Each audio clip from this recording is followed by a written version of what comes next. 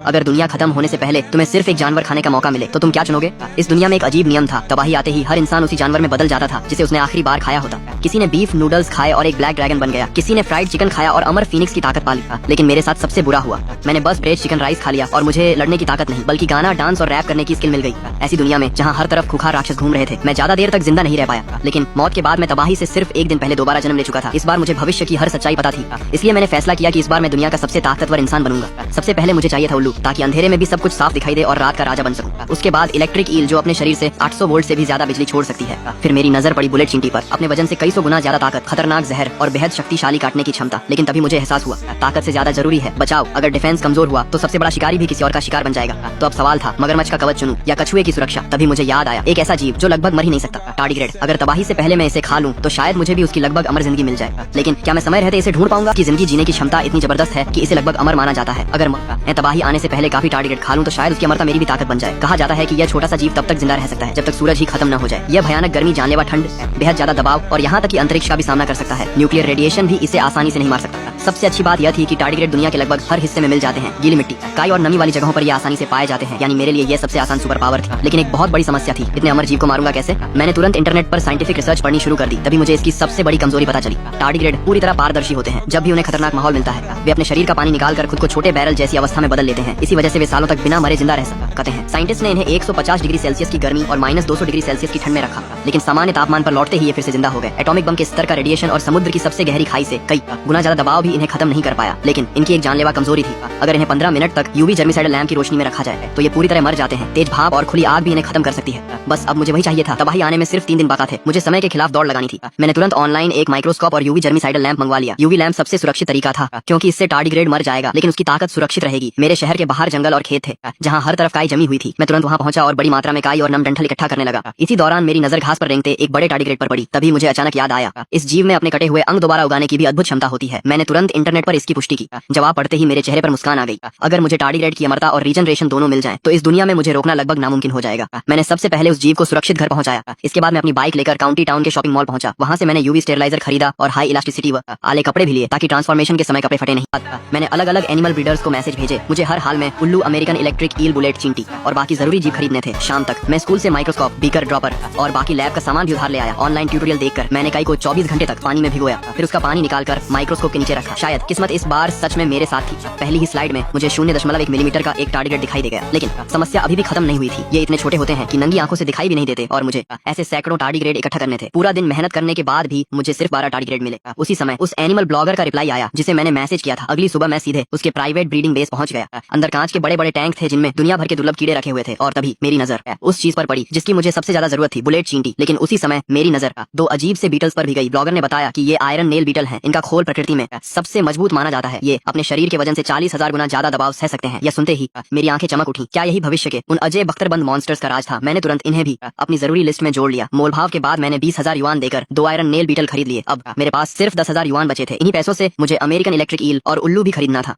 मैंने ब्लॉगर से American electric eel के बारे में पूछा। उसने बताया कि उसका एक दोस्त एक्वेरियम चलाता है। उसने हाल ही में एक अमेरिकन इलेक्ट्रिक ईल खरीदी थी लेकिन उसे जिंदा नहीं रख पाया। ईल की हालत खराब थी। मालिक 5,000 युआन मांग रहा था लेकिन ब्लॉगर ने वही कीमत बढ़ाकर मुझसे 10,000 युआन मांग लिए। मेरे पास समय नहीं था। मैंने बिना एक पल गंवाए पैसे ट्रांसफर कर दिए। उसे लगा कि मैं बेवकूफ और अमीर हूँ, लेकिन उसे क्या पता था कि सिर्फ 3 दिन बाद पूरी दुनिया का पैसा कागज का एक बेकार टुकड़ा बन जाएगा। हम तुरंत सेलर के घर पहुंचे। मैंने ध्यान से देखा, टैंक में रखी हुई ईल सचमुच असली प्योरब्रेड अमेरिकन इलेक्ट्रिक ईल थी। मैंने बिना देर किए सौदा पूरा कर लिया। अब बस एक आखिरी सुपर पावर बची थी, उल्लू की रात में देखने वाली शक्ति। लेकिन मुझे बिल्कुल भी अंदाजा नहीं था कि अगला शिकार मुझे चुनने वाला था और उसी पल मेरी पूरी योजना बदलने वाली थी। आखिर और म्यूटेटेड इंग्रेडिएंट्स तैयार थे। जब मैं घर लौटा तो मैंने जो अमेरिकन इलेक्ट्रिक ईल खरीदी थी वह पूरी तरह मर चुकी थी। मुझे बिल्कुल भी अफसोस नहीं हुआ। मैंने तुरंत उसे साफ किया और फ्रीजर में रख दिया। मेरा प्लान था तबाही शुरू होने से ठीक पहले उसे पकाकर खाना। इसी दौरान मैं म्यूटेशन के असली नियम भी पूरी तरह समझ चुका था। दुनिया के सभी लोग यही मानते थे कि जिस जानवर का मांस तबाही वाले दिन पेट में बिना बचे मौजूद होगा उसी की शक्ति इंसान को मिल जाएगी। लेकिन यह पूरी सच्चाई नहीं थी। असल राज कुछ और ही था। इसके बाद मैं चाहता था कि तबाही शुरू होने तक मेरे पेट में कोई भी अदबचा मांस मौजूद न रहे। इसीलिए मैंने लगातार 2 दिन तक सिर्फ शाकाहारी खाना खाया ताकि मेरी आंतें पूरी तरह साफ हो जाएं। मेरे पास अभी भी 6,000 यूनिट चिकन का खून बचा हुआ था। मैंने उसी का इस्तेमाल शहर के लोहार से एंटीबैलिस्टिक हथियार खरीदने में किया। मुझे पता था कि आम चाकू तबाही के बाद किसी काम के नहीं होंगे। मेरी सुपरह्यूमन ताकत और बिजली जैसी शक्तियों के साथ एक भारी कुल्हाड़ी या बड़ा हथौड़ा सबसे खतरनाक हथियार साबित होगा। ज्यादा कैलोरी वाली चॉकलेट खरीदी और एक मैकेनिकल पॉकेट घड़ी भी खरीदी। मुझे पता था तबाही शुरू होते ही पूरी दुनिया की बिजली चली जाएगी। उस समय सिर्फ मैकेनिकल घड़ी ही सही समय बता पाएगी। घर लौटकर मैंने सबसे पहले फिर आम चींटियों को भूनकर पीस दिया और उन्हें चॉकलेट के साथ मिलाकर बुलेट एंड चॉकलेट बीन्स बना ली ताकि उन्हें आसानी से खाया जा सके। इसके बाद मैंने उन्हें अपने पुराने होमरूम टीचर को दे दिया। अब मैंने अपनी सारी तैयारी की लिस्ट लिस्ट बनाई। मेरे पास था एक सिल्वर आउल, एक मरी हुई अमेरिकन इलेक्ट्रिक ईल, 50 जिंदा बुलेट चींटियां, कई मरी हुई चींटियां, 2 आयरन नेल बीटल, एक जिंदा टार्डिग्रेड, सील किए हुए टार्डिग्रेड और ठीक से तैयार किया हुआ मगरमच्छ का मांस। सब कुछ बहुत करीने से रेफ्रिजरेटर और स्टोरेज रूम में रखा हुआ था। उस कमरे में दुनिया के सबसे खतरनाक जीव मौजूद थे, लेकिन मेरा दिल बिल्कुल शांत था। पिछली जिंदगी में मैं दूसरों की दया पर जीता था, लेकिन इस जन्म में मेरे पास दुनिया की सबसे खतरनाक टॉप टियर ट्रांसफॉर्मेशन शक्तियां थी। अब सबसे अहम पल आ चुका था। मैंने अपने खोजे हुए नियमों के अनुसार एक एक करके सभी जीवों को खाना शुरू किया। सबसे पहले मैंने खास तौर पर बनाई गई बुलेट एंड चॉकलेट बीन्स खा ली। जैसे ही वह मेरे पेट में पहुंची, गर्मी की एक तेज लहर पूरे शरीर में फैल गई। मेरी ताकत और जहरीली शक्ति धीरे धीरे मेरे शरीर का हिस्सा बनने लगी। इसके बाद मैंने आयरन नेल बीटल का मांस निकला। उसका सख्त खोल चबाना लगभग नामुमकिन था, लेकिन मैंने दांत भींचकर उसे पूरा निगल लिया। उसी पल मेरी त्वचा और मांसपेशियां और भी ज्यादा मजबूत होने लगी। ऐसा लग रहा था जैसे मेरे पूरे शरीर पर एक अदृश्य कवच बन रहा हो। फिर मैंने मगरमच्छ के मीटबॉल खाए। अचानक मेरे शरीर में एक जंगली ताकत दौड़ गई। मेरा कवच और भी सख्त हो गया। मेरी काटने की ताकत और नजदीकी लड़ाई की क्षमता कई गुना बढ़ गई। आखिर में मैंने उल्लू का मांस और अमेरिकन इलेक्ट्रिक ईल का मांस भी खा लिया। अब मेरे पेट में हर टॉप टियर बीस्ट ट्रांसफॉर्मेशन की शक्ति तैयार थी। पूरे समय मैंने कोई दूसरा मांस नहीं खाया। मैं नहीं चाहता था कि कोई भी गलती मेरी सारी मेहनत बर्बाद कर दे। सब कुछ खत्म होने के बाद मैंने ध्यान से अपना मुंह धोया और चुपचाप दुनिया की सबसे भयानक तबाही का इंतजार करने लगा। जैसे ही शाम हुई, पूरा आसमान गहरे बैंगनी बादलों से ढक गया। हवा अचानक बहुत भारी हो गई। सांस लेना भी मुश्किल लगने लगा। लेकिन सड़कों पर मौजूद लोगों को कुछ भी अजीब नहीं लगा। कोई बारबेक्यू खा रहा था, कोई मिठाइयां खरीद रहा था, कोई हंसते हुए रात के बाजार में घूम रहा था। उन्हें जरा भी अंदाजा नहीं था कि जो आखिरी खाना वे अभी खा रहे हैं वही उनकी आने वाली जिंदगी और मौत दोनों तय करने वाला है। पूरे आसमान और धरती में एक ऐसी दहाड़ गूंजी जो कानों से नहीं सीधे आत्मा तक पहुंची। अगले ही पल तबाही की ऊर्जा पूरी दुनिया पर बरसने लगी। धरती कांप उठी। आसमान बैंगनी रोशनी से भर गया। स्ट्रीट लाइटें एक एक करके फटने लगी और सिर्फ आधे सेकंड के अंदर चहल पहल से भरा पूरा शहर मौत जैसे सन्नाटे में बदल गया। सबसे पहले एक हट्टा कट्टा आदमी जो भुना हुआ मेमना खा रहा था अचानक जोर जोर से कांपने लगा। उसका शरीर बेतहाशा फूलने लगा। हड्डियां टूटने की आवाज आने लगी। घने गहरे भूरे बाल उसके पूरे शरीर पर उगाए। कुछ ही सेकंड में वह एक विशाल काली भूरी भेड़ में बदल चुका था। उसके पास बैठी लड़की भी बदलने लगी, लेकिन उसका बदलाव बिल्कुल अलग था।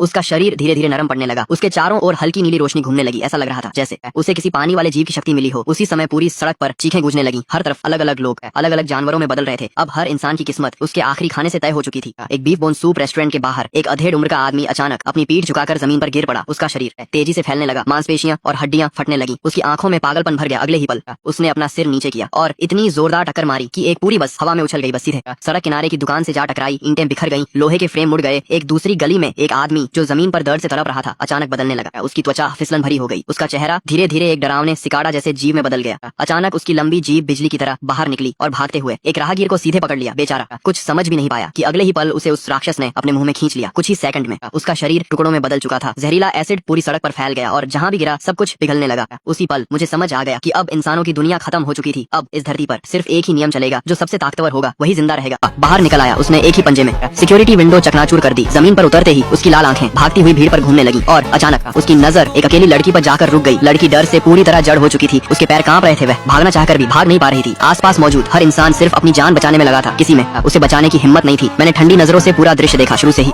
मैं किसी लड़ाई में पड़ना नहीं चाहता था, लेकिन अगर मैं अभी भी कुछ नहीं करता तो उस लड़की की मौत पक्की थी। अगले ही पल मैं बिजली जैसी रफ्तार से सीढ़ियां उतर गया। मेरी स्पीड अब एक आम इंसान से कई गुना ज्यादा थी। उसी समय काला भेड़िया लड़की पर झपटने ही वाला था, लेकिन जैसे ही उसे मेरी मौजूदगी का एहसास हुआ वह अचानक रुक गया। उसने धीरे धीरे अपना सिर मेरी तरफ घुमाया और एक डरावनी गुर्राहट निकाली। मेरे एक हाथ में भारी हथौड़ा था। मेरे शरीर के चारों ओर हल्की बिजली चमक रही थी और आयरन नेल बीटल का अदृश्य कवच मेरे पूरे शरीर की रक्षा कर रहा था। मैंने शांत आवाज में कहा, अगर जिंदा रहना चाहता है तो यहाँ से चला जा। कुछ सेकंड के लिए काला भेड़िया सचमुच डर गया। उसे मेरे शरीर से निकल रही अजीब ऑरा महसूस हो रही थी, लेकिन उसकी जानवर वाली प्रवृत्ति उस पर भारी पड़ गई। उसने जोर से दहाड़ लगाई और पूरी ताकत के साथ सीधे मेरी तरफ झपट पड़ा। मैं अपनी जगह से हिला तक नहीं, क्योंकि मुझे अपनी ताकत पर पूरा भरोसा था। जैसे ही वह मेरे सामने पहुंचा, मैंने दोनों हाथों से भारी हथौड़ा उठाया और पूरी ताकत के साथ उसके सिर पर दे मारा। धड़ाम, एक ही वार में काला भेड़िया कई मीटर दूर जा गिरा। उसका पूरा शरीर दीवार से टकराया। दीवार में दरारें पड़ गईं और उसकी कई हड्डियां उसी पर टूट गईं। काला भेड़िया दर्द से चीख उठा। उसने हैरानी से मेरी तरफ देखा। उसे यकीन ही नहीं हो रहा था कि एक इंसान इतना ताकतवर भी हो सकता है। आसपास खड़े सभी लोग अपनी जगह पर जम गए। उनकी नजरें सिर्फ मुझ थीं। कुछ सेकंड पहले जो लोग डर के मारे भाग रहे थे अब हैरानी से मेरी तरफ देख रहे थे। काला भेड़िया किसी तरह दोबारा खड़ा हुआ। उसका पूरा शरीर धूल से ढका हुआ था। टूटी हुई हड्डियों का दर्द उसके चेहरे पर साफ दिखाई दे रहा था। कुछ पल बाद उसकी लाल आंखों में डर उतर आया। उसने धीरे धीरे अपनी पूंछ पैरों के बीच दबा ली। फिर